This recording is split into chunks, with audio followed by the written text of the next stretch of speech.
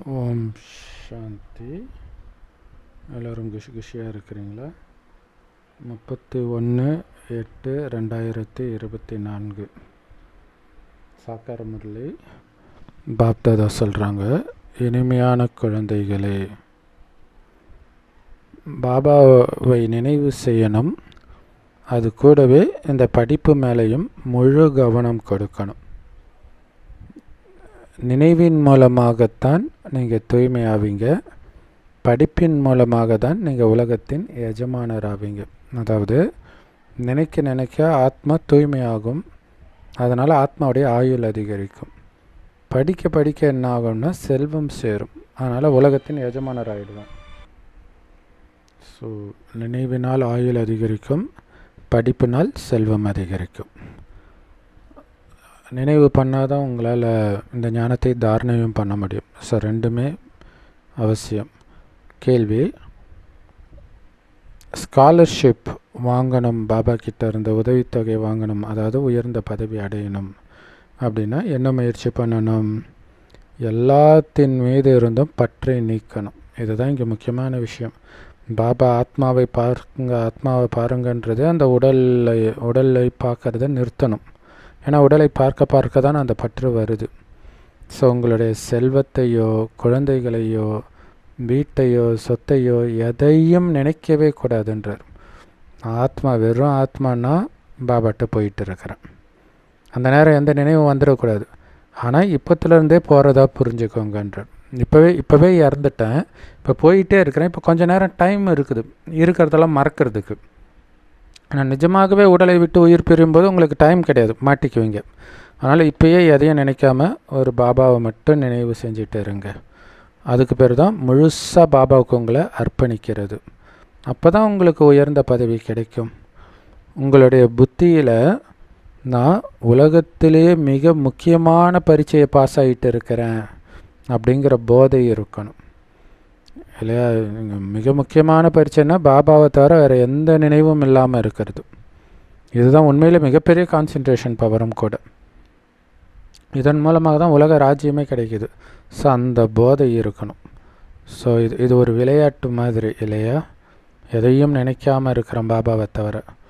So நம்மளுடைய படிப்பு ரொம்ப ரொம்ப முக்கியமானது. அதை நடத்துகிறவர் அவரும் ரொம்ப ரொம்ப முக்கியமானவர். சுயம் பகவானே தந்தையாக வந்து நடத்துகிறார். அவர்தான் அனைவரின் துக்கத்தை நீக்கி சுகத்தை கொடுக்கிற வல்லல். அப்படிப்பட்ட மிக பிரியமான தந்தை பரமபிதாவே வந்து எனக்கு ஞானத்தை சொல்லிக் கொடுக்குறாருன்னா எவ்வளவு போதை இருக்கணும். ஸோ இதுக்கு மேலே வேறு என்ன வேணும்? இல்லை சினிமாவில் ஏதோ ஒரு ஹீரோயின் லவ் அக்செப்ட் பண்ணிட்டா வேறு என்ன வேண்டும்னு ஒரு பாட்டு பாடுவாங்க. அப்போ இங்கே கடவுளே கிடச்சிட்டாருன்னா வேறு என்ன வேணும்? அப்பாவாக, டீச்சராக, காதலனாக, கணவனாக, சத்குருவாக, அது ஒரு மிகப்பெரிய போதை. அவர்கிட்ட படிக்கிறேன், அதனால் மிக உயர்ந்த பரீட்சை எழுதி பாஸும் ஆகிட்டு இருக்கிறேன். இதில் தான் உங்கள் சிந்தனை இருக்கணுமே தவிர எல்லைக்குட்பட்ட எதையுமே நினைக்கவே நினைக்காதீங்க. எதுக்கு நினைப்பானே அப்புறம் மறக்கிறதுக்கு கஷ்டப்படுவானே, நினைக்கவே நினைக்காதீங்க. அழியக்கூடிய எதையும் பார்க்காதீங்கன்றார். ஓம் சாந்தி. ஆன்மீக தந்தை ஆன்மீக குழந்தைங்களுக்கு புரிய வைக்கிறார். அப்படின்னு அர்த்தம், குழந்தைங்களே ஆத்ம உணர்வில் இருக்கிறீங்களா? நான் ஆத்மாவைத்தான் பார்த்து குழந்தைன்றேன். நீங்கள் அது மாதிரி பரமாத்மாவை பேசிகிட்டு இருக்கிறாருன்ற நினைவில் உட்காந்துட்டு இருக்கிறீங்களா? அந்த நிராகார தந்தை இந்த சாக்கார பிரம்மாவுடலில் பேசுகிறாருன்றது சதா ஞாபகம் இருக்கணும். ஸோ அவரே வந்து உங்களுக்கு பாடம் நடத்துகிறாருன்னா குழந்தைங்களுக்கு எவ்வளோ பெருமை இருக்கணும். படிக்கிறது ஆத்மா.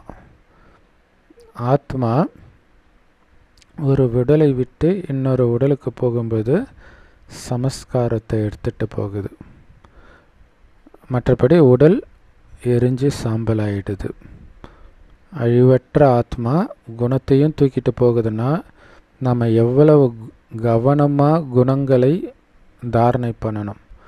உங்கள் இஷ்டத்துக்கு அசுர குணத்தை தாரணை பண்ணிங்கன்னா அடுத்த ஜென்மத்தில் நீங்கள் தான் மாட்டிக்குவீங்க. ஸோ பாபா உட்காந்து குழந்தைங்களுக்கு புரிய வைக்கிறார். ஸோ நாம் இங்கே ஞானத்தையும் கற்றுக்கிறோம், யோகத்தையும் கற்றுக்கிறோம். பாபா நம்மை நினைவில் இருக்க சொல்கிறார். அப்போ தான் உங்களுடைய பாவங்கள் ஆத்மாவை விட்டு நீங்கும். ஸோ யோகா அப்படிங்கிறது பாபாவை நினைக்கிறது தான். அவரை மட்டும்தான் நினைக்கணும். ஏன்னா அவர் மட்டும்தான் பதித்த பாவனர். அவரை நினைத்தால் மட்டுமே நீங்கள் தூய்மையாவீங்க. பிரம்மா விஷ்ணு சங்கரரை பதித்த பாவனர்னு சொல்ல மாட்டாங்க. லக்ஷ்மி நாராயணனையும் அப்படி சொல்ல மாட்டாங்க. ஒரே ஒருவர் தான் பதித்த பாவனர். ஏன்னா அவர் தான் ஒட்டுமொத்த உலகத்தையும் தூய்மையாக்குறார். அந்த பதித்த பாவனர் நம்முடைய அப்பாவாகவும் இருக்கிறார். அந்த சிவத்தந்தை தான் இருக்கிறதுலே மிக பிரியமான தந்தை. பக்தி மார்க்கத்தில் அவரைத்தான் அரைக்கல்பமாக எல்லோரும் பக்தி செஞ்சாங்க. பாபா வாங்க வந்து எங்களுடைய துக்கத்தை நீக்கி சுகத்தை கொடுங்க அப்படின்னு கூப்பிட்டாங்க. உலகம் இதே உலகம்தான். எல்லோருமே இந்த காலச்சக்கரத்தில் வந்து தான் ஆகணும், பாபா உட்பட. 84 பிறவி சக்கரத்தை பற்றிய ரகசியத்தை பாபா புரிய வைக்கிறார். ஆத்மாதான் சமஸ்காரத்தை தன்னோட எடுத்துகிட்டு போகும்னு தெரிந்தாலே நம்ம இஷ்டத்துக்கு குப்பைகளை எல்லாம் உள்ளே போட மாட்டோம். ஏன்னா அதற்கான பலனை ஆத்மா இன்னொரு உடல் எடுத்து அனுபவிக்கும்போது துடிக்கும். ஸோ அதை புரிஞ்சிக்கணும். அதுதான் 3 கால ஞானம் இருக்கணுன்றது. நாம் இந்த மரண உலகத்தை விட்டு செல்வதற்காக எங்கே போகணும்? அமர உலகத்திற்கு போகிறதுக்காகத்தான் இந்த படிப்பை படிக்கிறோம். அதாவது இந்த நரகத்திலிருந்து சொர்க்கத்திற்கு போகிறதுக்காக. பாபா குழந்தைகளை மீண்டும் எஜமானர்களாக ஆக்குறார். உலகத்துக்கே எஜமானர்களாக. சும்மா ஆக்கிடுவாரா? பரீட்சை வச்சு தான் ஆக்குவார். மிக முக்கியமான பரீட்சை, நீங்கள் பாஸ் ஆகணும். அதனால தான் அது மிக முக்கியமான கடுமையான பரீட்சைன்றதுனால தான் அக்னி பரீட்சை அப்படின்னு சொல்லப்படுது. இல்லையா? ரொம்ப சோதனை பயங்கரமாக இருக்கும்போது அக்னி பரீட்சைன்னுவாங்க. ஸோ ஆனால் அதை பற்றி கவலைப்பட தேவையில்லை. ஏன்னா நமக்கு சொல்லிக் கொடுக்குறவர் மிக உயர்ந்த தந்தை. ஸோ பாபா நமக்கு இந்த ஞானத்தை சொல்லி கொடுக்க கொடுக்க நம்முடைய போதை ஏறிக்கிட்டே இருக்குது. அளவுக்கு அதிகமாக போதையை பாபா ஏற்றுறார். பாபா அமரலோகத்திற்கு தகுதியுடையவராக நம்மை மாற்றுறதுக்காக வந்திருக்கிறார். ஏன்னா இங்கே இருக்கிற ஒருத்தர் கூட அந்த சொர்க்கத்துக்கு போகிறதுக்கு தகுதியுடையவர்கள் கிடையாது. அப்போ யார் சொர்க்கத்துக்கு அழைச்சிட்டு போகிற ஞானத்தை கொடுக்க முடியும்? ஆனால் தான் பாபாவே பரந்தாமத்திலிருந்து வரார். நீங்கள்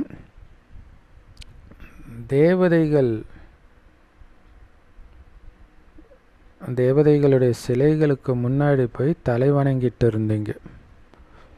ஆனால் இப்போ உயிரோட்டமாக அந்த தேவதைகளாக ஒட்டுமொத்த உலகத்தின் எஜமானர்களாக மீண்டும் பாபா மாத்துறார். ஸோ இந்த போதை எப்போவுமே இருந்துக்கிட்டே இருக்கணும். ஸோ என்னுடைய கோயிலில் எப்பொழுதும் பக்தர்கள் வராங்க, வெறும் ஜடச்சிலையை பார்த்துட்டு போகக்கூடாது. உயிரோட்டமாக அந்த சக்தியை அவங்களுக்குள்ளே நிரப்ப வேண்டியது என்னுடைய கடமை அப்படிங்கிறது சதா மனதிலிருந்து கோயில் சிலையிலிருந்து சக்தியை கொடுக்கிற வேலையை 24 மணி நேரமும் நம்ம பண்ணிட்டு இருக்கணும். தான் மனச சேவை. அப்படியும் பண்ணலாம், சூக்ஷ்மாதனத்தில் போயும் பண்ணலாம், பரந்தாமத்தில் இருந்தும் பண்ணலாம், ஸ்தூல உலகத்தில் இருந்தே கூட சக்தி எல்லோருக்கும் கொடுக்கலாம். ஸோ பாபா ஞானத்தை சொல்லும்போது போதை ஏறி சென்டரை விட்டு வெளியில் போன உடனே போதை இறங்கிடக்கூடாது, கவனம் வைக்கணும். ஏன் இறங்குது? பாபா சொல்கிற விஷயத்தை அசைப்போட மாட்டுறீங்க. ஏன் அசைப்போட மாட்டுறீங்க? ஞாபகம் வர மாட்டேங்குது. ஏன் ஞாபகம் வர மாட்டேங்குது? ஏன்னா வெளி உலகத்து விஷயத்தை உள்ளுக்குள்ளே போக அனுமதிச்சிடுறீங்க. வெளில போனோடனே இவங்கள பார்க்குறீங்க, அவங்கள பார்க்குறீங்க, அவங்க சம்மந்தப்பட்ட ஞாபகம் வருது, அதை பற்றி பேசுகிறீங்க, அவ்வளோதான். தங்க பாத்திரத்தில் தான் புலியின் பால் தங்கும், சிங்கத்தின் பால் தங்கும். ஸோ தூய்மையான புத்தியில் தான் பாபா ஞானம் தங்கும். அழுக்க போட்டதுனால குழந்தைங்க சொல்கிறாங்க, பாபா நாங்கள் உங்களை மறந்துடுறோம் அப்படின்ட்டு. நீங்கள் தான் என்ன அழுக்கான உலகத்தில் அழுக்கான உடம்பில் வந்து என்னை இந்த உலகத்துக்கு எஜமானராக்கக்கூடிய ஞானத்தை கற்றுக் கொடுங்கன்னு கூப்பிட்டீங்க. ஸோ அதுக்கு நீங்கள் தூய்மை ஆகணும். அந்த தூய்மை ஆகிறதுக்கான ஞானத்தை பாபா கற்றுக் கொடுத்துட்டு இருக்கிறார். ஆனால் ஏன் தூய்மையாக மாட்டீங்க? தூய்மை ஆகிறதுக்கு பாபாவை நினைக்கணும். நினைக்காம மற்ற விஷயத்தை நினச்சிட்டு இருக்கிறீங்க. குழந்தைகளுக்கு ஒட்டுமொத்த உலக ராஜ்யங்கிற ஆஸ்தி கிடைக்கிது, அல்லது லாட்ரி சீட்டு கிடைக்கிது. ஆனாலும் மறைமுகமாக இருக்கிறீங்க. பார்த்தோன்னே நீங்கள் தான் நாராயணன் யாராவது சொல்லிடுவாங்களா? மறைமுகமாக இருக்கிறீங்க. நீங்கள் உண்மையிலே நாராயணனை தெரிஞ்சால் எல்லோரும் நாராயணன்ட்டு அப்படியே உயர்ந்த பார்வையில் பார்க்கும்போதே உங்களுக்கு அந்த குணம் வெளிப்பட ஆரம்பிச்சிடும். ஆனால் இங்கே மறைமுகமாக எல்லாம் இருக்கிறோம். அதனால் நீங்கள் தான் உங்களுக்கு ஞாபகப்படுத்திக்கிட்டே இருக்கணும், நான் நாராயணன், நான் நாராயணன், என்னுடைய குணம் அப்படி இருக்கணும் அப்படின்ட்டு. ஸோ அதனால் இப்படிப்பட்ட உயர்ந்த படிப்பின் மீது நான் கவனம் கொடுத்துக்கிட்டே இருக்கணும். வேறு யாரும் உங்களுக்கு ஞாபகப்படுத்த மாட்டாங்க, நீங்களே தான் உங்களுக்கு ஞாபகப்படுத்திக்கணும். ஸோ பாபாவை நினைவு செய்தால் மட்டும் போதாது, நினைவு யாத்திரையில் இருந்தால் மட்டும் போதாது, கண்டிப்பாக இந்த முரளி படித்தே ஆகணும். முரளி படிக்கலைன்னா மாயையே நீங்கள் ஜெயிக்க வாய்ப்பே கிடையாது. ஏன்னா நாளுக்கு நாள் உலகம் ரொம்ப மோசமாகுது. ஒரு செகண்டில் ஃபோன் ஊதி தள்ளிடும் மாயா. மாயையில் விழுந்தவங்களாம் பார்த்திங்கன்னா அன்றைக்கி நான் முரளி படிக்கலைன்னுவாங்க பெரும்பாலும். அல்லது படிச்சுட்டு அதுக்கப்புறம் நிறைய வீண் விஷயத்தில் போயிருப்பாங்க. அப்போ தான் புத்தி மயக்க நிலைக்கு போய் மாயையில் விழுந்திருப்பாங்க. நீங்கள் எப்படி 84 பிறவிகள் எடுக்கிறீங்கன்ற ஞானம் உங்களுடைய புத்தியில் சுற்றிக்கிட்டே இருக்கணும்.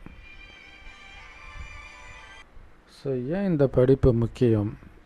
இதுதான் அந்த நினைவுக்கான எச்சரிக்கையை கொடுக்கும், மாயையிலிருந்து விலகிறதுக்கான எச்சரிக்கை கொடுக்கும். குழந்தைங்க என்னென்ன தப்பு பண்ணுறாங்க, எப்படியெல்லாம் மாயையில் சிக்கிறாங்க, எப்படியெல்லாம் அதிலிருந்து விலகி இருக்கணும் அப்படிங்கிறதெல்லாம் முரளியில் தான் தினம் தினம் சொல்லிகிட்டு இருப்பார். ஸோ அதனால் படிப்பு ரொம்ப முக்கியம். ஸோ நம்மளுடைய 84 பிறவிகள் பற்றிய ஞானம் நம்ம புத்தியில் சுற்றிக்கிட்டே இருக்கணும். பாபா உங்களுடைய போதையை அதிவேகமாக உயர்த்திட்டு இருக்கிறார். உங்களை மாதிரி விஐபியாக உலகத்தில் யாருமே ஆக முடியாதுன்றார். உங்களை விட முக்கியமானவர்கள் உலகத்தில் யாருமே கிடையாதுன்றார். ஸோ அந்த போதை உங்களுக்கு இருக்குதா? கடவுளே வந்து தினம் தினம் நடத்துகிறாரு. இது எவ்வளோ பெரிய விஷயம். அவங்க உட்காந்துட்டு அருணகிரிநாதர் இவர் எழுதினார் அவர் எழுதினார் அதையே ரொம்ப அப்படியே போதையாக சொல்லுவாங்க. அது ஒன்றுமே புரியாது, அதில் ஒன்றுமே இருக்காது. அதனால் உங்களுக்கு எந்த நன்மையும் லட்சியமும் கிடையாது. ஆனால் இங்கே தெளிவாக லட்சியம் சொல்லப்பட்டு இருக்குது. நாம் மனிதன்லேருந்து தேவதைகளாக ஆகிட்டு இருக்கிறோம். உங்களை தவிர வேறு யாராவது உலகத்திற்கு எஜமானர்களாக ஆகுறாங்களா? யோசிச்சு பாருங்கள். ஏன் நீங்கள் ரொம்ப முக்கியமானவங்கன்னா இதனால தான் முக்கியமானவங்க. ஏன்னா தேவதை ஆகுறீங்களே, உலகத்துக்கே எஜமானராகிறீங்களே. கிறிஸ்தவர்கள் உலகத்துக்கு எஜமானராகிறதுக்கு எவ்வளோ முயற்சி பண்ணாங்க, ஆனால் முடிஞ்சுதா? எல்லா இடத்துலையும் அவங்கள அடித்து அடித்து துரத்த தான் செஞ்சாங்க. ஆனால் நம்ம ராஜ்யம் அந்த மாதிரி யாருமே எதிர்ப்பு தெரிவிக்க மாட்டாங்க. மற்றபடி கிறிஸ்தவர்களோ முஸ்லீம்களோ உலகத்தை ஆள்வதற்கான விதி கிடையாது. உலகத்தின் எஜமானராகிறதுக்கான விதி நமக்கு மட்டுமே இருக்கிறது. பாபா தான் நம்மளை அப்படி ஆக்குறார். அந்த சக்தி வேறு யார்கிட்டையும் கிடையாது. உலகத்தை ஆளக்கூடிய சக்தியை பாபா நமக்கு தான் கொடுக்குறார். ஸோ அதனால தான் அனைத்து விகாரங்களையும் விட சொல்கிறார். அந்த சுயநலம் நான் பண்ண எதுவுமே இல்லாமல் இருக்கும் பொழுது தான் உங்கள் பிரஜைகளும் அந்த மாதிரி இருப்பாங்க. அப்போ தான் அந்த சொர்க்கம் மாதிரி இருக்கும். ஸோ குழந்தைங்களுடைய புத்தி ரொம்ப நல்லா இருக்கணும். பாபா ஞான அமிர்தத்தின் டோஸ் தினம் தினம் கொடுத்துக்கிட்டே இருக்கிறார். நீங்கள் பாட்டுக்க நான் பாபாவை நல்லா நினைக்கிறேன் அப்படின்னு திருப்தி அடைஞ்சு உட்காந்துடக்கூடாது. நீங்கள் பாபாவை நினைவு செய்கிறதன் மூலமாகத்தான் தூய்மையாகிறீங்க. ஆனால் அது மட்டும் பத்தாது, உயர்ந்த பதவியும் அடையணும் இல்லை. இப்போ ஞானத்தையும் நல்ல தாரணை பண்ணணும். கண்டிப்பாக எல்லோருமே தூய்மை ஆகி தான் தீரணும். ஒன்று பாபாவை நினைத்து தூய்மையாவீங்க, இல்லது தண்டனை அடைஞ்சாவது தூய்மையாவீங்க. மொத்தத்தில் தூய்மை ஆகி தான் போவீங்க எல்லோருமே. ஆனால் இந்த ஞானத்தை தாரணை பண்ணுறதுல தான் உங்கள் பதவி நிச்சயிக்கப்பட்டிருக்குன்னா இந்த ஞானம் எவ்வளோ முக்கியம்னு யோசிச்சு பாருங்கள். ஸோ ஞானத்தை கேட்டதை திரும்ப திரும்ப மனசுக்குள்ளே அசைப்போட்டு அதை உங்கள் குணமாக மாற்றி காட்டணும், ரொம்ப முக்கியம். ஸோ இதுக்கு ராமாயணம் ரொம்ப யூஸ்ஃபுல்லாக இருக்கும். நீங்கள் ராமாயணம் பார்த்தீங்கன்னா அதுலேயும் குறிப்பாக இந்த சீதை பேசுகிறது அதை பார்த்து முடிக்கிறதுக்குள்ளே உங்களுடைய குணமே மாறின மாதிரி ஒரு அடுத்த அரை மணி நேரம் 1 மணி நேரத்துக்கு உங்களுடைய குணமே அந்த மாதிரி இருக்கும், அந்த பேசுகிற விதம் எல்லாமே. ஆனால் மற்ற குப்பை எதையும் பார்க்கவோ கேட்கவோ கூடாது. அது இருந்துச்சுன்னா டக்குன்னு 1 செகண்டில் போயிடும்.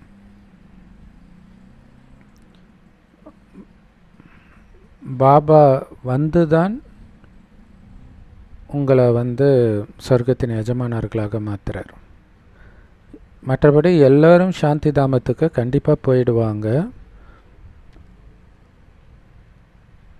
எல்லோரும் மேலே போய் அப்படியே உட்காந்துக்குவாங்களா? அப்படி உட்காந்துக்கிறாங்கன்னா அவங்க எதுக்கும் பயன்படாதவர்கள்னு அர்த்தம்.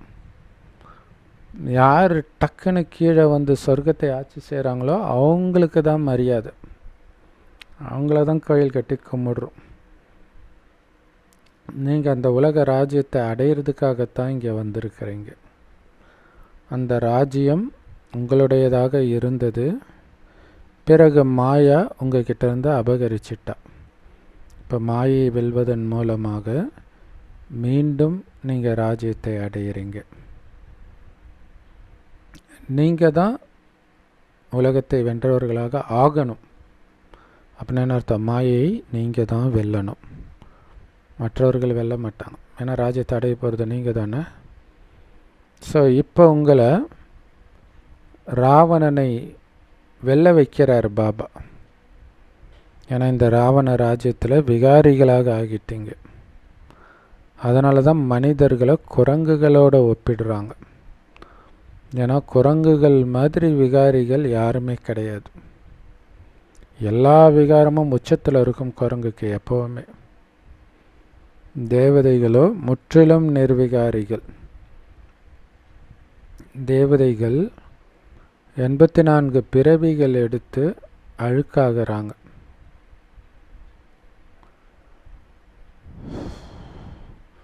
இல்லை, முற்றிலும் நிர்விகாரியாக இருந்த அதே தேவதை தான் 84 பிறவி இறுதியில் முற்றிலும் அழுக்காக விகாரிகளாக மாறிடுறாங்க.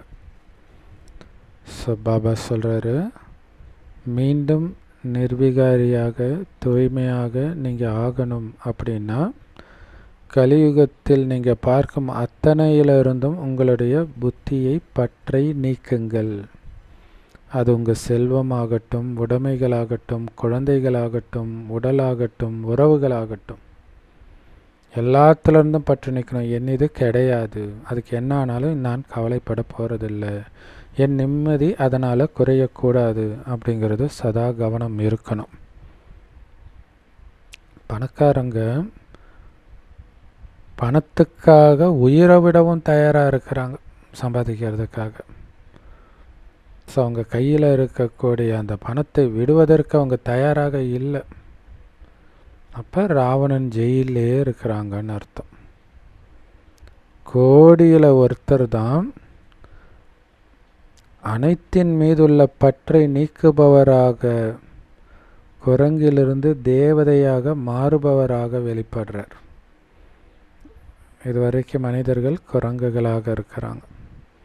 இந்த குரங்குகளை தான் பூஜைக்கு தகுந்த ஆஞ்சநேயராக பாபா மாத்துறார், பற்றை விட வச்சு. ஸோ பணக்காரர்கள், கோடீஸ்வரர்கள், இவங்க எல்லாம் தன்னுடைய கைகளில் பணத்தை பிடிச்சிக்கிட்டே இருக்கிறாங்க. அவங்க வாழ்க்கையே அதிலே தான் இருக்குது, விட மாட்டுறாங்க பணத்தை. முழு நாளும் தங்களுடைய மாளிகையை பற்றி, தன்னுடைய ரியல் எஸ்டேட் பிஸ்னஸை பற்றி, சொத்து மதிப்பை பற்றி, குழந்தைகளை பற்றி இப்படியே அவங்களுடைய சிந்தனை போயிடுது. இந்த நினைவிலேயே அவங்க இறந்துடுவாங்க. அப்புறம் எப்படி சொர்க்கத்துக்கு வருவாங்க? கலியுகத்தின் விஷயத்தை நினச்சிட்டு இருக்கும் பொழுது.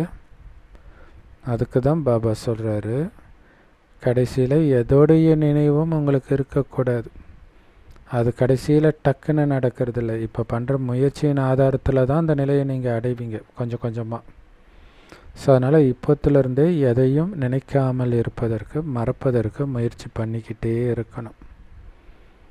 என்னை நினைவு பண்ணிக்கிட்டே இருங்க, உங்களுடைய பல ஜென்மத்தின் பாவங்கள் அழிஞ்சிடும் அப்படின்னு பாபா சொல்கிறார்.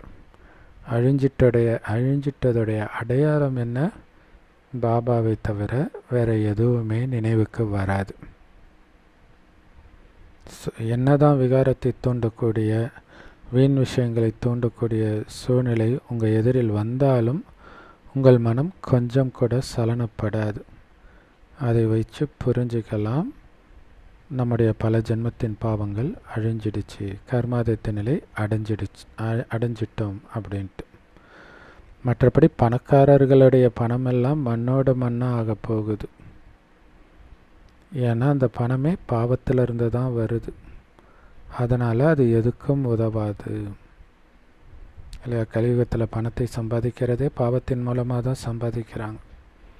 எந்த பாவமும் செய்யாமல் ஒருத்தரால் பணம் சம்பாதிக்க முடியாதுன்ற மாதிரி இருக்குது இந்த கலியுகம். பாபா சொல்கிறார், நான் ஏழை பங்காளன், ஏழைகளை மிகப்பெரிய பணக்காரர்களாகவும் பணக்காரர்களை ஏழையாகவும் மாற்றுறேன். ஏன்னா பாபா எல்லாரையும் பணக்காரன் ஆக்க தான் ஆசைப்படுறாரு.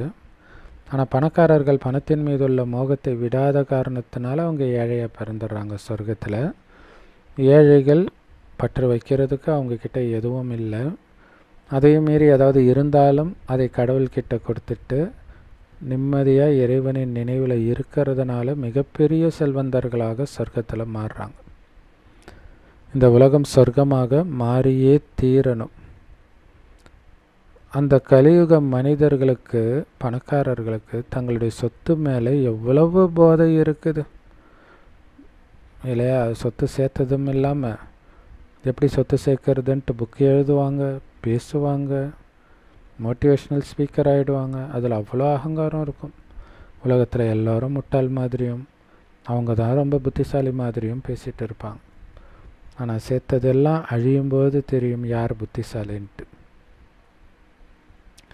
ஸோ சொல்லுவாங்க, எனக்கு இப்போ அம்பானி கல்யாணம் பல கோடியில் செலவானதுக்கு காரணம் அந்த பணத்தின் போதையை அவங்க காட்டுறாங்க. நான் இவ்வளோ பெரிய பணக்காரன், ஏரோப்ளேன் இருக்குது, மோட்டர் கார் இருக்குது, மாளிகை இருக்குது, ஒரு காட்டையே உருவாக்கி இருக்கிறாங்க. சாதாரண விஷயம் கிடையாது. ஸோ அப்படிப்பட்டவர்கள் என்னத்தான் பாபாவை நினைக்க முயற்சி செஞ்சாலும் அவங்களுடைய நினைவு நிரந்தரமாக பாபாவோடு ஒரே சீராக இணைஞ்சி இருக்காது. சட்டம் அவர்களுக்கு அனுமதி கொடுக்காது. பாபா கிட்ட அனைத்தையும் அர்ப்பணிக்காத வரை உங்களுடைய புத்தி பாபாவோடு இருக்காது. ஸோ அதனால தான் கோடியில் மிகச்சிலர் விரல் விட்டு எண்ணக்கூடியவர்களே வெளிப்படுறாங்கன்னு பாபா சொல்கிறார். மற்றவர்களெல்லாம் காசு போன்ற அழியக்கூடிய விஷயங்களையே நினச்சிட்டு இருப்பாங்க. பாபா சொல்கிறாரு, இந்த கண்களால் பார்க்கக்கூடிய அத்தனையும் மறந்துடுங்க, உங்கள் உடம்பு உட்பட மறந்துடுங்க. ஏன்னா கண்களால் பார்ப்பதில் எதெல்லாம் பார்க்குறீங்களோ அதிலெல்லாம் உங்களுடைய புத்தி போய் ஒட்டிக்குது. அப்போ பாபாவை நினைக்க முடியாது. அதனால் உயர்ந்த பதவியும் உங்களால் அடைய முடியாதுன்ற. ஸோ பாபா நம்மை முயற்சி செய்வதற்கு ஊக்கம் கொடுக்கிறார். பற்றை விடுங்க குழந்தைகளே, உலகத்துக்கே எஜமானராக்கிறேன், தயவு செய்து பற்ற விடுங்க அப்படின்னு சொல்கிறார். ஸோ பாபா முயற்சி செய்வதற்கு நமக்கு ஊக்கப்படுத்திக்கிட்டே இருக்கிறாரு. நம்ம இங்கே வந்தது சாதாரண மனிதன்லேருந்து ஸ்ரீ நாராயணன் ஆகிறதுக்காகத்தான். அப்போ அதற்கு முழு யோகம் வைக்கணும். அப்போ தான் நம்ம நாராயணன் ஆக முடியும். வேறு எதையுமே நினைக்கக்கூடாது இல்லையா? பாபாவை தவிர எந்த நினைவும் இல்லாமல் இருந்தால் தான் நீங்கள் நாராயணன் ஆக முடியும். ஸோ இதை இப்படி நினச்சி பாருங்கள். காட்டில் போய் ரிஷி முனிவர்கள் ஏதாவது ஒரு பவர் அடையணும்ட்டு யோகா பண்ணுவாங்க. அந்த மாதிரி நாராயணன் ஆகணுன்றதுக்காக நான் யோகத்தில் இருக்கிறேன். ஒரே வித்தியாசம், காரியம் செஞ்சுக்கிட்டே யோகத்தில் இருக்கிறேன், வீட்டில் இருந்துக்கிட்டே யோகத்தில் இருக்கிறேன். ஆனால் வீட்டில் இருக்கிறதுனாலையோ காரியம் செய்கிறதுனாலையோ அந்த யோகத்துடைய பவர் குறையக்கூடாது, யோகத்துடைய முக்கியத்துவம் குறையக்கூடாது. ஏன்னா உண்மையான யோகம் இது தான், பலன் கொடுக்கக்கூடியது இது தான். அதனால் வேறு எதையும் நினைக்கக்கூடாது. சொத்தாவது குழந்தையாவது ஒரு பாபாவை தவிர வேறு எந்த நினைவும் இல்லாட்டினா மட்டும்தான் உங்களால் பாபா கிட்டேருந்து உயர்ந்த ஸ்காலர்ஷிப், அதாவது உயர்ந்த பதவி அடைய முடியும். அதுதான் உயர்ந்த பரிசுன்னு சொல்கிறது. எப்போ மனிதர்கள் அமைதிக்கான ஆலோசனை கொடுக்குறாங்களோ அப்போ ஒன்றுத்துக்கும் உதவாத மெடல் கொடுப்பாங்க அமைதி பரிசாக. அதுலேயே அவங்களும் திருப்தி அடைஞ்சிடுவாங்க. ஆனால் நமக்கு பரிசு என்ன கிடைக்கிது? உலகத்துக்கே எஜமானர்களாகிறோம்.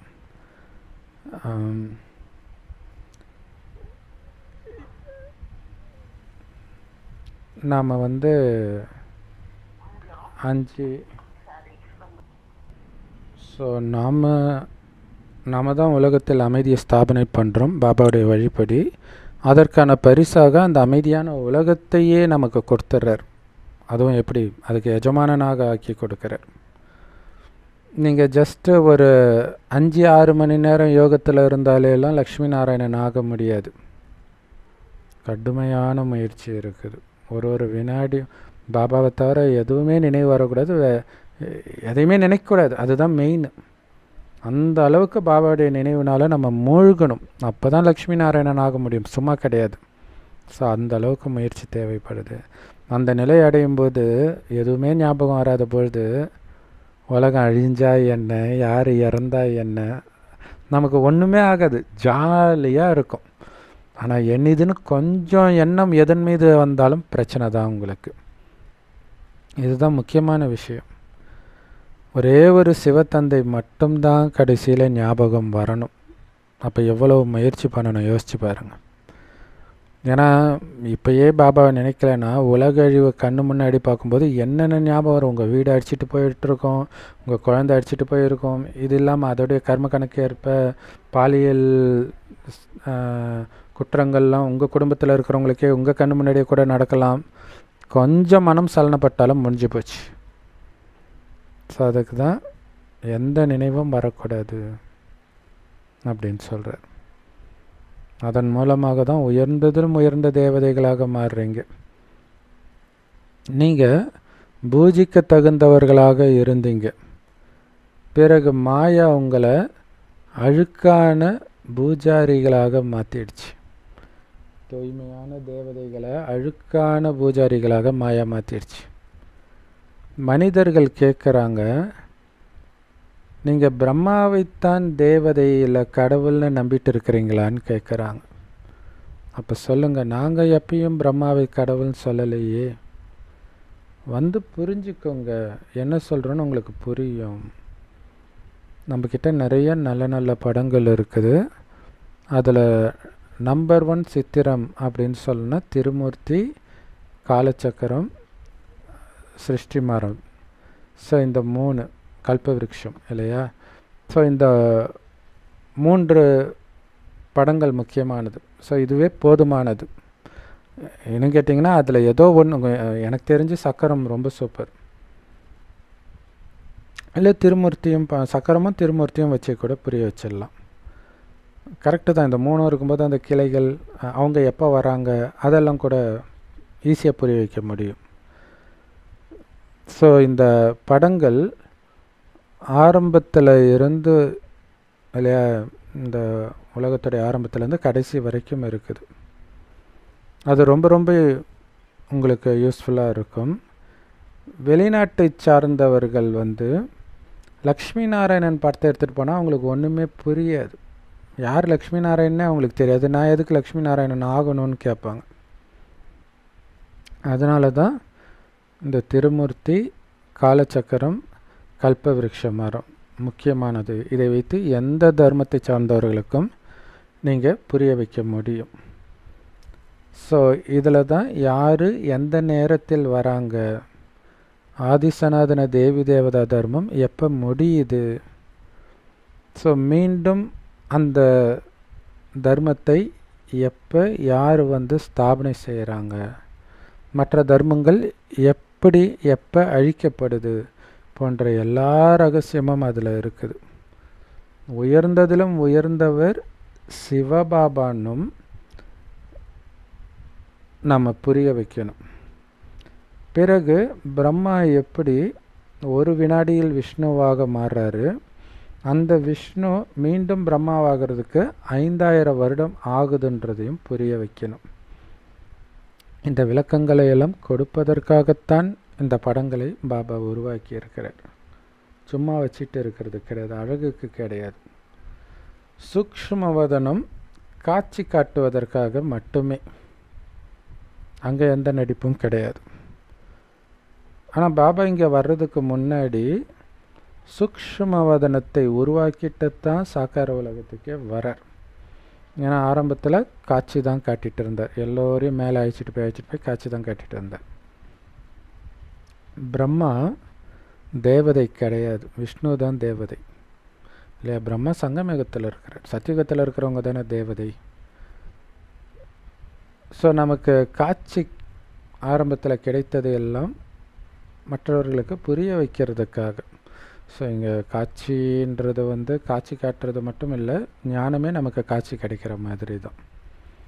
எதுக்கு இவ்வளவும் புரிய வைக்கிறார்? மற்றவங்களுக்கு நீங்கள் புரிய வைக்கிறதுக்காக தான். நிறைய பேர் அதெல்லாம் புரிய வைக்க தேவையில்ல, நம்ம பாட்டுக்கு யோகா பண்ணால் போதும், அது தானாக மற்றவங்களுக்கு புரியும், இப்படியெல்லாம் தப்பாக ஞானத்தை புரிஞ்சுக்கிட்டு இருக்கிறாங்க. யோகம் ரொம்ப முக்கியம். அந்த யோகத்தில் மூழ்கி பாபாவுடைய ஞானத்தை சொல்லணும். அப்படி யாருமே சொல்லணும், உங்களுக்கு எப்படி முதல்ல இந்த ஞானம் கிடைச்சிருக்கும்? மனித சிருஷ்டியின் தந்தை பிரஜாபிதா பிரம்மா இங்கே இருக்கிறார். பிரம்மாவோடவே பிரம்மாவின் குழந்தைகளாகிய பிராமணர்கள் நீங்களும் இங்கே இருக்கிறீங்க. இந்த பிராமணர்களாகிய நீங்கள் தான் பிறகு இந்த உலகத்தை ஆளப்போகும் தேவதைகளாக மாறப்போகிறீங்க இல்லையா? அகிலாண்டேஸ்வரி அப்படின்னு சொல்லுவாங்க, அகிலாண்டு கோடி நாயகி அப்படின்வாங்க. ஸோ அகிலத்தை ஆள போகிறவங்க நாம தான்.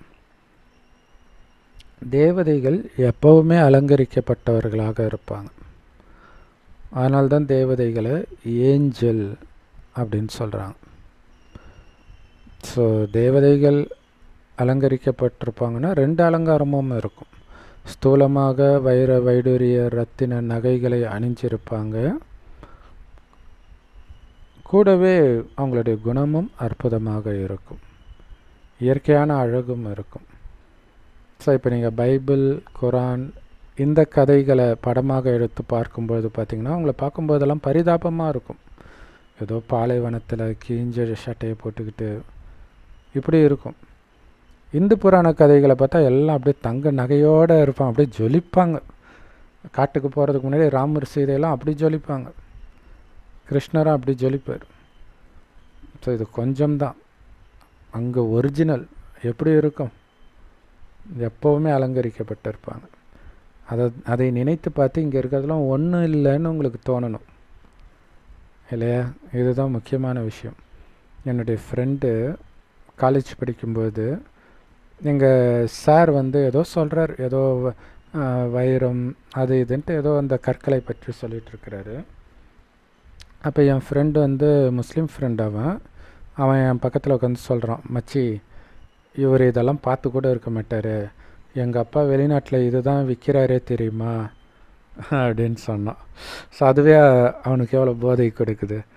ஆனால் அதையெல்லாம் நாம் அணிஞ்சிட்டு இருப்போம் அப்படின்னா நமக்கு எவ்வளோ போதை இருக்கணும். ஸோ முதல்ல ஃபரிஸ்தாவாக நம்ம ஆவோம். இந்த படிப்பின் மூலமாக சம்பூர்ண நிலை அடைகிறது தான் ஃபரிஸ்தா.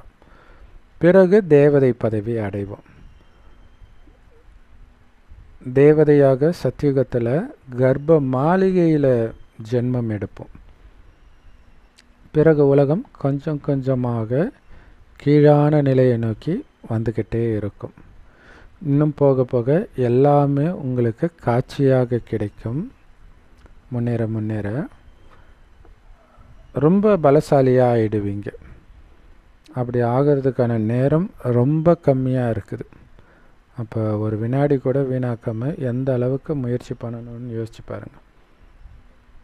நீங்கள் சாதாரண மனிதன்லேருந்து ஸ்ரீ நாராயணன் ஆகிறதுக்காகத்தான் இங்கே வந்திருக்கிறீங்க. நீங்கள் ஃபெயில் ஆகிட்டீங்க அப்படின்னா பிரஜைகளில் போயிடுவீங்கன்றார். எவ்வளோ பெரிய எச்சரிக்கை! நாராயணன் ஆகிறதுக்கான பாடத்தை கற்றுக்கிட்டு பிரஜையில் போனால் எப்படி இருக்கும்? டாக்டருக்கு படிச்சுட்டு ஒருத்தன் மூட்டை தூக்குனா எப்படி இருக்கும்? ஆனால் டாக்டர் பதவி ஒன்றுமே கிடையாது நாராயணன் பதவி முன்னாடி. அதை படிச்சுட்டு நீங்கள் ஒரு வேலைக்காரனா வெட்டியானா போகிறது எவ்வளோ கொடுமை, யோசிச்சு பாருங்கள். அப்போ எவ்வளோ எச்சரிக்கையாக இந்த ஞானத்தை தாரணை பண்ணணும், நம்ம குணத்தை மாற்றிக்கணும். இந்த விஷயத்தையெல்லாம் ஒருபோதும் சன்னியாசிகளால் புரிய வைக்கவே முடியாது. ராமரை ராஜான்னு என்னதான் அவங்க புகழ்ந்தாலும் உண்மையிலே அவருடைய மரியாதையை கெடுத்து தான் வச்சுருக்கிறாங்க. அவர் கொலை பண்ணார், இது பண்ணார், அது பண்ணாருன்னு வேதங்களில். அதர்மம் எப்படி நடக்கும் சொர்க்கத்தில்? ராமருடைய மனைவியை ராவணன் கடத்திட்டு போயிட்டான்றாங்களே, அந்த மாதிரி யாருடைய மனைவியாவது சொர்க்கத்தில் கடத்துவாங்களா? இதெல்லாம் பக்தி மார்க்கத்தின் விஷயங்கள். அதனால தான் பொய்யான மாயை, பொய்யான தேகம், பொய்யான உலகம்னு சொல்லப்படுது. உண்மையில் இந்த 5 விகாரத்தைத்தான் மாயான்னு சொல்கிறாங்களே தவிர பணத்தை மாயானோ அழகிய பெண்களை மாயானோ சொல்லலை. அந்த பெண் மீது நீங்கள் வைக்கும் காமம், பணத்தின் மீது உங்களுக்கு இருக்கக்கூடிய பேராசை, இதுதான் மாயை. ஏன்னா சொர்க்கத்தில் இதைவிட அழகான பெண், இதைவிட அளவற்ற செல்வம் இருக்கும், ஆனால் மாயை இருக்காது. ஸோ பணத்தை செல்வம்னு சொல்லுவோம். மனிதர்களுக்கு மாயானா என்னன்னு கூட தெரியலை இல்லையா? பொண்டாட்டி மாயான்ட்டு விட்டுட்டு போயிடுறாங்க. ரஜினி படத்தில் மாயா மாயான்னு பாடுவார். ஸோ இனிமேலும் இனிமையான குழந்தைங்களுக்கு பாபா புரிய வைக்கிறார். குழந்தைகளே, பரமபிதா பரமாத்மாவாகிய நான் உங்களை உலகத்திற்கே எஜமானர்களாக்கிட்டு இருக்கிறேன். சரியாக சொல்லணுன்னா என்னை விட உயர்ந்தவர்களாக உங்களை ஆக்குறேன். அந்த மாதிரி உயர்ந்த படிப்பை நீங்கள் படிச்சுட்டு இருக்கிறீங்கன்ற போதை இருக்குதா? பாபா கொடுக்குற படிப்பு அவரை விட உயர்ந்தவராக நம்மை மாற்றக்கூடிய படிப்பு. கடவுளுக்கு மனிதனை தேவதையாக்க அதிக நேரம் எடுக்காதுன்னு சொல்லுவாங்க. தேவதைகள் தங்க யுகத்திலையும் மனிதர்கள் இரும்பு யுகத்திலையும் இருக்கிறாங்க. நாம் ரெண்டுத்துக்கும் இடைப்பட்ட சங்கம யுகத்தில் மனிதன்லேருந்து தேவதையாக மாறிட்டு இருக்கிறோம் இல்லையா? நாம் கலியுகத்திலும் இல்லை, சத்தியுகத்திலும் இல்லை, மாறாக மாறிக்கிட்டு இருக்கக்கூடிய சங்கம யுகத்தில் இருக்கிறோம். எல்லாத்தையும் எவ்வளோ எளிமையாக புரிய வைக்கிறாரு. இந்த 5000 வருட வரலாறு புவியியல் சாதாரண விஷயமே கிடையாது. ஸ்கூலில் படிக்கிற ஹிஸ்ட்ரி ஜியாகிரஃபி எப்படி மண்டை குழம்பும், இவன் வந்தான் அதை பண்ணான் இதை பண்ணான், அது நமக்கு என்ன அதனால லாபம்? ஆனால் இங்கே உலகத்துடைய ஒட்டுமொத்த வரலாறு புவியிலும் எவ்வளோ ஈஸியாக படிப்பறிவு இல்லாதவங்க கூட புரிஞ்சுக்கிற மாதிரி பாபா சொல்கிறார். கண்டிப்பாக நீங்கள் தூய்மையாகணும், நிறைய பிரஜைகளை உருவாக்கணும். அப்போ தான் அங்கே உயர்ந்த பதவி அடைய முடியும். பிரஜைகளை உருவாக்காமல் எப்படி ராஜா ஆக முடியும்? ஒவ்வொரு கல்பத்திலும் தங்க யுகத்தில் எத்தனை பிரஜைகள் இருப்பாங்களோ எத்தனை பிரஜைகளை நீங்கள் உருவாக்குறீங்க. உண்மையில் தங்க யுகம் இருந்தது, இப்போ இல்லை, மீண்டும் வரப்போகுது. அந்த நேரத்தில் இந்த லக்ஷ்மி நாராயணன் தான் உலகத்திற்கே எஜமானர்களாக இருப்பாங்க. அதோடைய நினைவார்த்தம் அவர்களுடைய சிலைகள், கோயில்கள் இப்போவும் இருக்குது. பாபா சொல்கிறாரு, நான் இப்போ இந்த ஞானத்தை உங்களுக்கு கொடுக்குறேன், பிறகு இது முற்றிலும் மறைஞ்சிடும். தெரிஞ்சே கொடுக்குறார். கடவுளுடைய ஞானம் இல்லைன்னா இவ்வளோ நாளைக்கு பைபிள் இருக்காது, குரான் இருக்காது, கீதை இருக்காதுன்னுவாங்க. ஆனால் உண்மையிலே கடவுளுடைய ஞானம் ஒரு பிறவியிலே காணாமல் போயிடும். பக்தி மார்க்கம் துவாபர யுகத்தில் ஆரம்பிக்கும் பொழுது தான் ராவண ராஜ்யமும் ஸ்டார்ட் ஆகுது.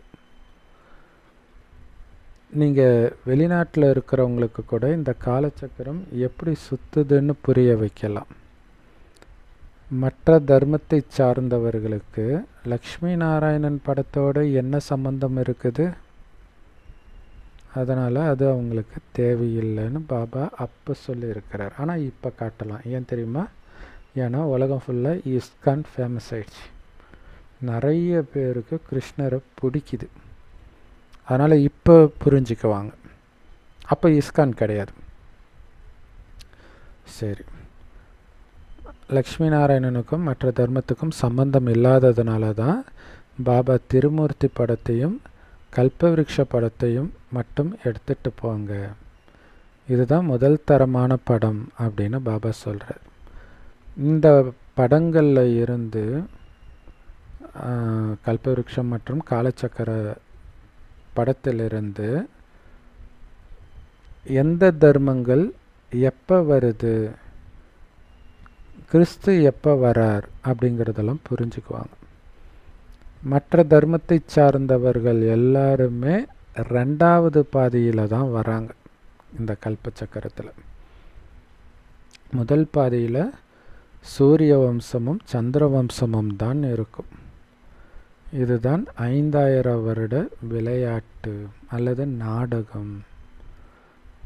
இதில் ஞானம் இருக்குது, பக்தியும் இருக்குது, எல்லையற்ற வைராக்கியமும் இருக்குது.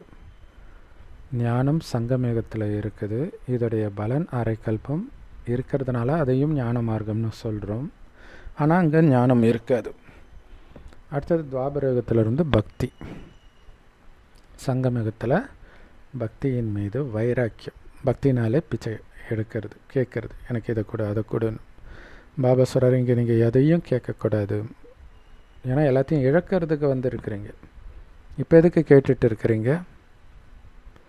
பாபா சொல்கிற ஸ்ரீமத் படி நீங்கள் வாழ்ந்தீங்கன்னா எதையும் கேட்க மாட்டீங்க. ஸ்ரீமத்தை மீறும்போது தான் ஐயோ காப்பாற்றுங்க காப்பாற்றுங்கன்னு கேட்பீங்க. இந்த ஞானம் பகல் என்றும் பக்தியை இரவுனும் சொல்லப்படுது. ஸோ இப்போ இரவு முடிந்து எல்லையற்ற வைராக்கியம் வந்துடுச்சு. இந்த பழைய உலகம் அழிய போகுது, அதனால் இதை நாம் மறக்கணும் அப்படின்னு புரிஞ்சுக்கிறோம். பதித்த பாவனர் யாருன்னு நீங்கள் நிரூபிக்கணும். இரவு பகலாக மனிதர்கள் ரகுபதி ராகவ ராஜாராம் பதித்த பாவன சீதாராம்னு பாடிக்கிட்டே இருக்கிறாங்க. மகாத்மா காந்திக்கு இது ரொம்ப பிடிச்ச பாட்டு. நாங்களாம் சின்ன வயசில் இருக்கும்போது டெய்லியும் காலைல 7 மணிக்கு ஏதோ ரேடியோவில் போடுவாங்க. இது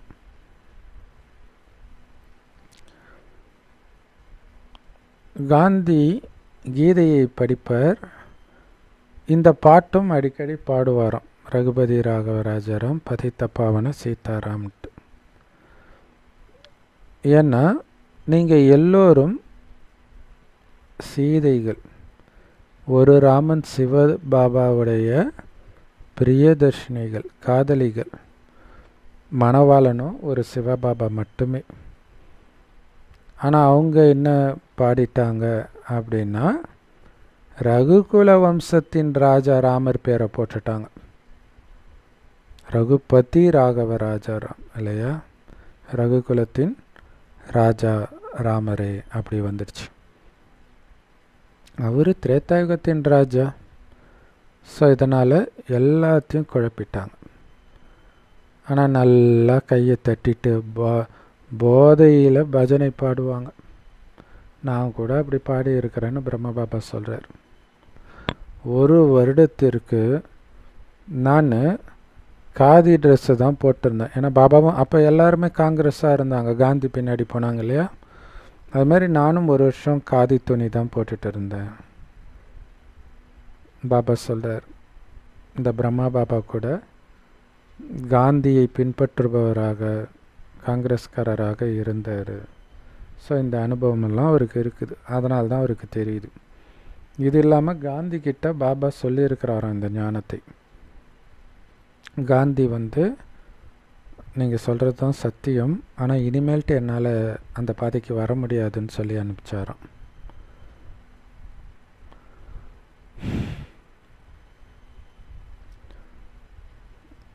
ஸோ யார் முதலில் வந்த அந்த நாராயணனாக இருந்தாரோ அவரே இப்போ கடைசி நம்பரில் வந்துட்டார்.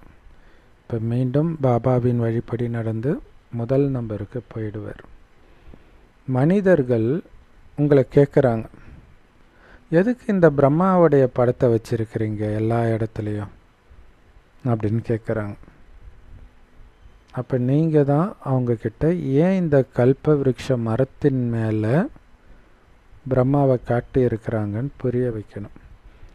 கீழே வேரில் உட்காந்து தவம் பண்ணுறாங்க.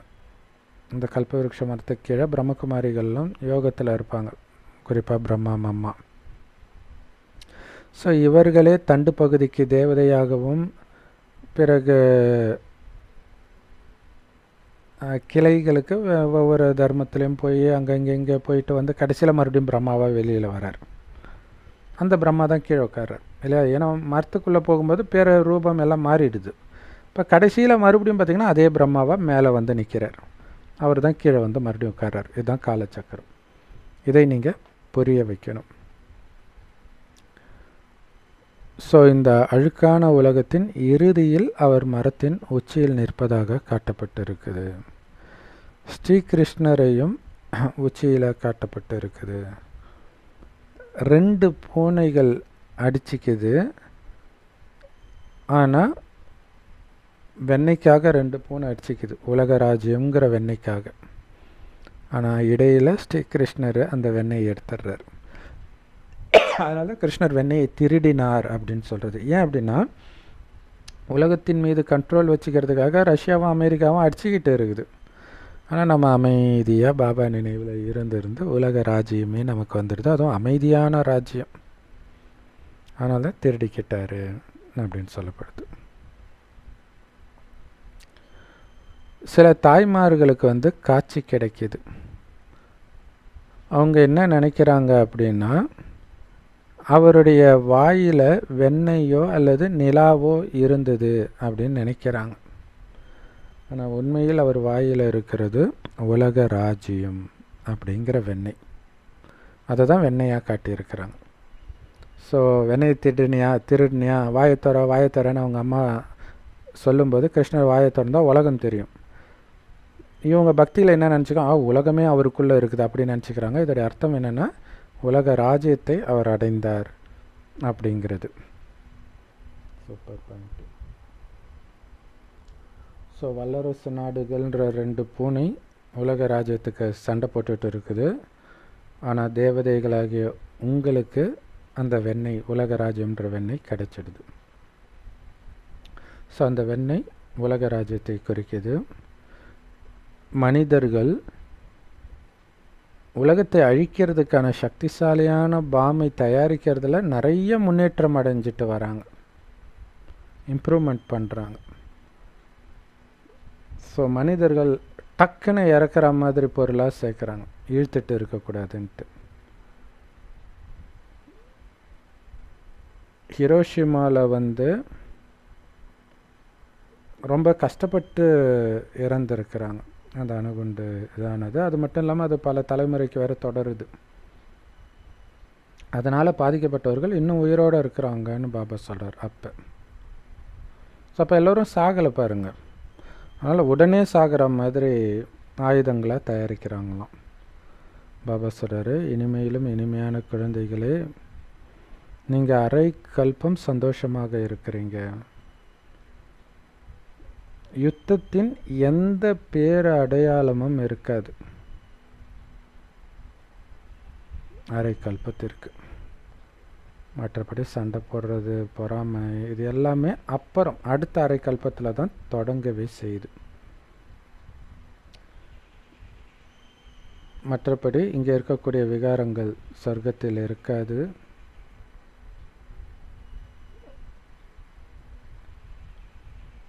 இருந்தது கிடையாது. இப்போ மீண்டும் சொர்க்கமாக போகுது. மீண்டும் இருக்க போகிறது கிடையாது.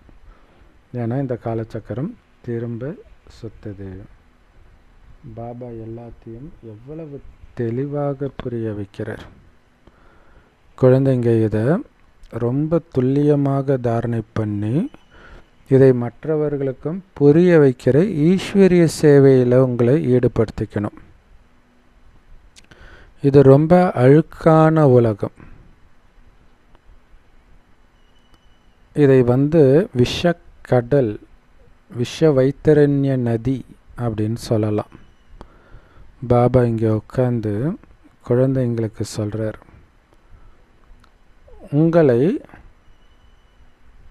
பாபா எந்த அளவுக்கு உயர்ந்தவர்களாக நினைக்கிறாரோ அந்த அளவுக்கு நீங்கள் உயர்ந்தவர்களாக உங்களையே நீங்கள் நினைக்க மாட்டீங்க.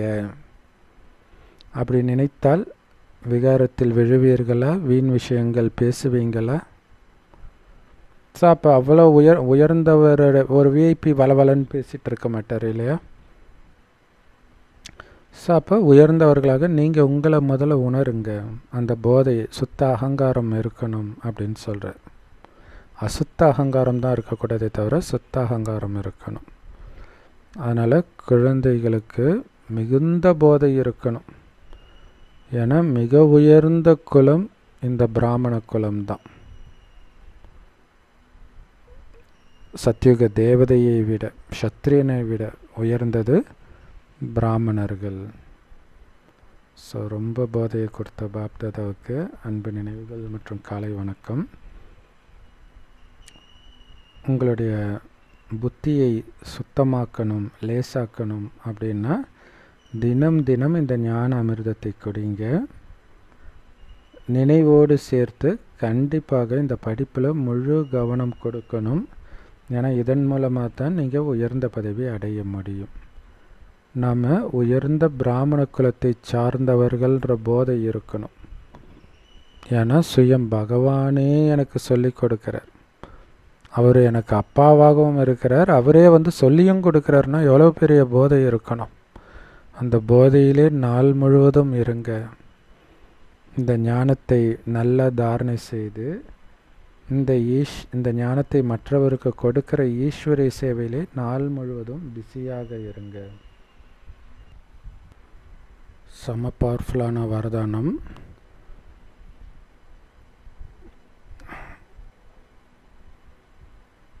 திட எண்ணம் மற்றும் திருப்தி என்ற விசேஷத்தில் நிரம்பியவராகி எப்படிப்பட்ட கடினமான டெஸ்ட் பேப்பரையும் வெற்றி கொள்பவர் ஆகுங்கள். அதுக்கு விளக்கம், பிராமணர்களுடைய விசேஷ குணமே திருப்தி தான். என்ன ஆனாலும் திருப்தி இல்லையா? பாபா நீங்கள் எங்கே உட்கார வைக்கிறீங்களோ உட்காடுறேன், என்ன சாப்பிட கொடுக்குறீங்களோ சாப்பிட்றேன், என்ன உடுத்த கொடுக்குறீங்களோ உடுத்திக்கிறேன். நான் ஒருபோதும் அதிருப்தி அடைய மாட்டேன், கேட்கவும் மாட்டேன், கேட்கவும் கூடாதுன்றார் பாபா. இதுதான் பிராமணர்களுடைய விசேஷம். இதுதான் இந்த சாந்தம். நம்மளுடைய குணம் அப்படியே அந்த பிராமண ஜாதிக்கும் வந்துடுது இதோடைய நினைவாக. ஸோ உங்களுக்கு என்ன பாகம் கொடுக்கப்பட்டாலும் திருப்தியாக இருக்கிறதுக்கு பேர் தான் முன்னேறதுன்னு அர்த்தம். யோசிச்சு பாருங்கள், மகாராணி பாண்டவர்களுடைய அம்மா குந்தி தேவி இல்லையா? பாண்டு மகாராஜாவுடைய மனைவி அவங்க. பாண்டு மகாராஜா இறந்த உடனே அவங்க ராஜ்யத்தை அவங்க அண்ணனுக்கு கொடுத்துட்றாங்க. அப்போ அவங்க ஒரு அடிமை மாதிரி தான் இருக்கிறாங்க. இறந்த உடனே கொடுக்கல, அதுக்கு முன்னாடியே கொடுத்துட்றாங்க. ஆக்சுவலாக பார்த்தா காட்டுக்கு போகிறதுக்கு முன்னாடி தற்காலிகமாக வச்சிருன்ட்டு பாண்டு சொல்லிட்டு போகிறோம். அதுக்குள்ளே காட்டிலே இறந்துடுறோம். திரும்பி வரும்போது இவங்களுக்கு கொடுக்கல இல்லையா, மனைவிக்கு கொடுக்கலாம்ல, கொடுக்கல. ஒரு அடிமை மாதிரியே இருப்பாங்க. சின்ன வயசுலேருந்தே அந்த பார்ஷாலிட்டி இருக்கும். பாண்டவர்களுக்கும் அவங்க குழந்தைங்க கௌரவர்களுக்கும் பார்ஷாலிட்டி காட்டுவார். இன்னும் கேட்டால் குழந்தையிலேயே அர்ஜுனனை பீமனை எல்லாம் சாகடிக்கிறதுக்கு முயற்சி பண்ணுவாங்க. எல்லா பாண்டவர்களையும் சாகடிக்கிறதுக்கு தொடர்ந்து முயற்சி பண்ணிக்கிட்டே இருப்பாங்க.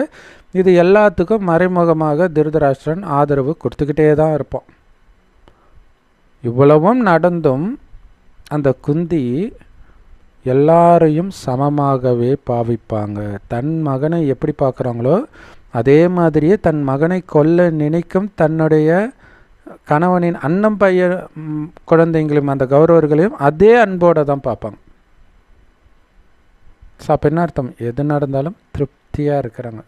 அநியாயம் பண்ணிட்டியடா அந்த வீண் எண்ணமே வரல பாருங்கள். இந்த அநியாயம் எல்லாம் நடக்கும். நீங்கள் பக்காவாக முயற்சி பண்ணிங்கன்னா இதெல்லாம் நடக்கும் உங்கள் வாழ்க்கையில். ஏன்னா இதெல்லாம் வந்து பாஸ் ஆனால் தான் நீங்கள் அங்கே சொர்க்கத்துக்கு போக முடியும். இல்லை, பிரம்மா பாபா 33 கோடியை கொடுத்து குழந்தைங்க சாப்பாடை வீணாக்கி இருக்கலாம், என்னென்னமோ பண்ணியிருக்கலாம். டேய், நான் உழைச்சாதானடா உங்களுக்கு கஷ்டம் தெரியும் அப்படிலாம் அவருக்கு தோணவே இல்லை. ஏன் என்னதுன்னே அவர் நினைக்கல. இவ்வளோ விஷயம் இருக்குது. இப்போ நம்ம வீட்டிலே நம்ம நினைப்போம்ல, குழந்தைங்க இப்போ ஒரு ஃபேனை போட்டு ஆஃப் பண்ணலான்னா டேய் கரண்ட் பில் என்ன ஆகுது தெரியுமான்னு கற்றுவோம்ல. ஸோ அத்தனை குழந்தைங்க இப்போ என்னென்ன பண்ணியிருக்கோங்க, என்னதுன்ற அந்த உணர்வே இல்லாமல் இருந்திருக்கிறார். பாபா சொல்கிறார், இந்த பிராமண வாழ்க்கையில் எதுனாலும் நடக்கட்டும், உங்களை காரி துப்புரா மாதிரி அவமானப்படுத்தட்டும் உலகமே சேர்ந்து கூட, ஆனால் வள்ளலுடைய குழந்தைங்க உங்களை யாரும் அதிருப்தி அடையவே வைக்க முடியாது. எந்த சூழ்நிலையிலும் அந்த சிரித்த முகம் மாறாது. அதுதான் ராமரை காட்டுக்கு அனுப்பும்போது அப்பொழுது மலர்ந்த தாமரை போல் அவர் முகம் மலர்ந்திருந்ததுன்னு சொல்லப்பட்டிருப்போம். அப்படின்னு அர்த்தம் எந்த வாட்டமும் இல்லை. ஏன்? அதில் அவருக்கு முதல்ல ஆசையே கிடையாது, விருப்பமே கிடையாது எதன் மீதும். ஆக்சுவலாக உன்னை அரியணை ஏற்றுறனும் போது அதை விரும்பவே இல்லை அவர். நான் கடைசி வரைக்கும் உங்கள் காலுக்கு அடியில் ஒரு சேவகனாக இருக்க தான்ப்பா விரும்புகிறேன் அப்படின்னு சொல்கிறார். ஸோ அந்த ராஜ்ய பாரம் தான் அவருக்கு ஒரு மாதிரி இருக்குது. ஸோ அதை அபகரிச்சோன்னா ரொம்ப சந்தோஷம்தான் படுறாரு அவர் இல்லையா. அப்போ எதுவுமே என் இது இல்லைன்னா உங்களுக்கு ஒரு சந்தோஷம் தானே இல்லையா. லௌகிக குடும்பமோ இல்லை, அதாவது பொறுப்பு இருக்குது, ஆனால் அது ஒரு பாரமாக அனுபவமாகக்கூடாது. ஏன்னா பண்ணுறதே நான் இல்லை, பாபா பண்ணுறேன். அப்போ அதோடைய பலனும் பாபாவுக்கு தான். நான் எதுக்கு கவலைப்படணும்? நான் ஒரு விஷயம் பண்ணது நல்லா இல்லைன்னு சொல்கிறாங்கன்னா அதுக்கு பாபா தானே கவலைப்படணும், பண்ணது அவர் தானே. நல்லா இருக்குன்னு சொன்னாலும் பாபா தானே சந்தோஷப்படணும், நான் ஏன் சந்தோஷப்படணும்? சந்தோஷப்பட்டால் பிறகு வருத்தமும் படுவீங்க. ஸோ அதனால் என்ன ஆனாலும் நான் திருப்தியாக இருக்கிறேன், அவமானப்படுத்தினாலும் திருப்தி தான். ஸோ தன் மீதும் திருப்தி, மற்றவர்கள் மீதும் திருப்தி. ஐயோ, நான் ஒரு காலத்தில் எப்படி இருந்தேன், இப்படி ஆயிட்டேனே. ஆக்சுவலாக ராமாயணத்தில் பார்த்திங்கன்னா ராமரை காட்டுக்கு அனுப்புறதுக்கு முன்னாடி நாள் வரைக்கும் கைகேயி ராமர் என் மகன், ராமர் என் மகன் தான் சொல்லுவாங்க. அவங்க ஆக்சுவலாக மாற்றாந்தாய் தான், ஆனால் என் மகன்னாலே ராமர் தான் அவங்களுக்கு ஞாபகம் வரும். ஆனால் அவங்களுக்கு என்ன ஆகுது அப்படின்னா, கூடவே அந்த பணிப்பெண் இருப்பாங்க இல்லையா, மந்தரை, அவங்க என்ன சொல்லுவாங்கன்னா, ராமர் ராஜா ஆயிட்டா ராமருடைய அம்மா தான் ராஜமாதா, நீங்களாம் அடிமைகள் அப்படின்னு சொன்ன உடனே அப்போ தான் அவளுக்கு அந்த விஷயமே வரும். நான் ராணி மகாராணியாக வாழ்ந்தேன், அதை விட்டு கொடுக்கவே மாட்டேன் அப்படின்ற ஒரு கோபம் வருது. அப்போ தான் அசுர குணம் வருது. இது ஒவ்வொரு வீட்டிலும் ஒவ்வொரு சென்டரிலும் வெவ்வேறு ரூபத்தில் கண்டிப்பாக நடக்கவே செய்யுது. அப்போ அந்த கைகேயியாக நாம் இருக்கிறோமா, அல்லது இன்னும் மோசமாக அந்த மந்தரையாக இருக்கிறோமா, செக் பண்ணிக்கிட்டே இருக்கணும். அதுக்கு தான் அந்த ராமாயணம் பார்க்கும்போது நம்மளை, ஐயோ நம்ம எவ்வளோ தப்பு பண்ணியிருக்கிறோன்றதை அதை பார்க்கும்போதே தெரியும். ஆச்சரியமாக இருக்கும். முரளி நல்லா பக்காவாக சண்டே முரளியெல்லாம் படித்தா ஒரு மனநிலை வரும் பாருங்கள். அந்த மனநிலை ஒரு சீன்லேயும் வரும் ராமாயணத்தில். ஸோ அதனால் அது தயவுசெய்து பாருங்கள். உங்களுடைய குணம் ரொம்ப ஈஸியாக மாறுறதுக்கான வழி, உங்களுடைய தவறை சீக்கிரமாக திருத்திக்கிறதுக்கான ஒரு நல்ல வாய்ப்பு அது கொடுக்கும். ஸோ அதனால் பாபா சொல்கிறார், தன் மீதும் திருப்தி, பிறர் மீதும் திருப்தி. இதுதான் இங்கே முக்கியமான விஷயம். அப்போ கைகேயி கிட்ட மந்திரை இப்படி சொல்கிறா. அதே நேரத்தில் லக்ஷ்மணனுடைய அம்மா சொல்லுவாங்க, ராமர் கோசலைக்கு பிறந்தவங்க, லக்ஷ்மணன் இன்னொரு தாய்க்கு தான் பிறந்தவங்க, கைகை மாதிரி அவங்க இன்னொரு தாய். அப்போ அந்த தாய் சொல்லுவாங்க, நீ எவ்வளோ கொடுத்து வச்சவன் தெரியுமா, கடைசி வரை நீ ராமருடைய பாதத்தில் இருக்க போகிறன்னுவாங்க. எவ்வளோ வித்தியாசம் பாருங்கள் இல்லையா. ஆனால் இங்கே என்ன சொல்கிறாங்க, நீங்கள் அவங்க பாதத்தை பிடிச்சிட்டு அடிமையாக இருக்க போகிறீங்களான்னு கேட்பா. உடனே அப்படி நெகட்டிவாக எண்ணம் வந்துடுச்சு. ஆனால் அதையே இவங்க பாசிட்டிவாக, எவ்வளோ பாக்கியம் இருந்தால் நீ ராமனுக்கு சேவை செய்வ காலம் முழுவதும் அப்படின்னு சொல்லுவாங்க. ஸோ அப்போ ஒவ்வொரு விஷயத்தையும் பாக்கியமாக பார்க்கணும். அதுதான் பாபா ஆஹா எனது பாக்கியமே, ஆஹா ட்ராமா, ஆஹா நாடகம், ஆஹா எனது அருமை பாக்கியமே. ஏன்னா இங்கே நீங்கள் எந்த அளவுக்கு மற்றவர்கள் காலுக்கு கீழே இருக்கிற அளவுக்கு பணிவாக நடந்துக்கிறீங்களோ அந்த அளவுக்கு உலகத்தின் அதிபதி ஆவீங்க. பணிவானவர்கள் நிரம்பிய உலகத்தின் அதிபதி ஆவீங்க. அதை புரிஞ்சிக்கணும், அந்த போதை இருக்கணும். அப்போ எது நடந்தாலும் என் மீதும் திருப்தி, மற்றவர்கள் மீதும் திருப்தி. ஸோ இப்படி திருப்தியாக எப்போவுமே இருக்கணும்னா ஒரு திடமான எண்ணம் இருக்கணும், உறுதி இருக்கணும். என்ன உறுதி? எவ்வளோ கடினமான டெஸ்ட் பேப்பர் வந்தாலும் நான் திருப்தியாகத்தான் இருப்பேன். எதுவும் என் திருப்தியை கலைக்கவே முடியாது. அதுக்கு சிறந்த உதாரணம் லக்ஷ்மணனுடைய அம்மா, ராமருடைய அம்மா. ராமருடைய அம்மா கூட கொஞ்சம் ஓகே, அவங்களுமே கைகை கிட்ட அன்பாக தான் இருப்பாங்க. துரத்தின பிறகும் தன் மகனை காட்டுக்கு அனுப்பினவங்கிட்டேயே அவங்க அன்பாக தான் இருப்பாங்க. ஸோ அதுதான் எது நடந்தாலும் திருப்தி. அவங்க சொல்லுவாங்க, நேற்று வரைக்கும் அம்மானு கூப்பிட்டுட்டு, நேற்று வரைக்கும் தன் மகனுக்கு சொன்னால் ராமர் தான் அவளுக்கு ஞாபகம் வருது. அப்படி இருக்கும்போது இன்றைக்கி திடீர்னு ராமரை காட்டுக்கு அனுப்புகிறா அப்படின்னா இதில் ஏதோ ஒரு நன்மை இருக்குது, ஏதோ ஒரு காரணத்துக்காக நடக்குது அப்படின்னு சொல்லுவாள். அப்படி நம்ம புரிஞ்சுக்கணும், அதுதான் ரொம்ப முக்கியம். அதனால் எவ்வளோ கடினமான டெஸ்ட் பேப்பராக இருந்தாலும் கண்டிப்பாக இதில் நன்மை இருக்குன்னு முழு நம்பிக்கையோடு நான் திருப்தியாக இருப்பேன் அப்படின்ற திட எண்ணம் இருக்கணும். அப்போ தான் ஒரு அடியிலும் வெற்றி அடைவீங்க. ஏன்னா திருப்தியாக இருந்தால் தான் மனம் அமைதியாக இருக்கும். மனம் அமைதியாக இருந்தால் தான் பாபா கிட்டேயே புத்தி இணையும். பாபா கிட்ட புத்தி இணைஞ்சால் தான் ஆன்மீக வருமானம் சேமிப்பாகும். ஸோ அதனால் இங்கே இருக்கக்கூடிய பேர், புகழ், பதவி, பொருள், நபர்கள், இதன் பின்னாடி நீங்கள் போனீங்கன்னா பெரிய உலக ராஜ்யத்தையே இழந்துடுவீங்க. ஸோ அதுக்கு தான் இங்கே எது நடந்தாலும் ஓகே, பாபா ட்ரைனிங் கொடுக்குறார். அதில் சொல்லுவாங்க லக்ஷ்மணன் அம்மா, ராமர் தரையில் உட்கார்ந்தாலும் அதுதான் சிம்மாசனம், அங்கேயும் நீ அவருக்கு பணிவிடை செய்யணும் அப்படின்னு சொல்லுவாங்க. ஸ்லோகன்: சந்தோஷம்ன்ற சூரியன் எப்போ உயர ஏறும் அப்படின்னா,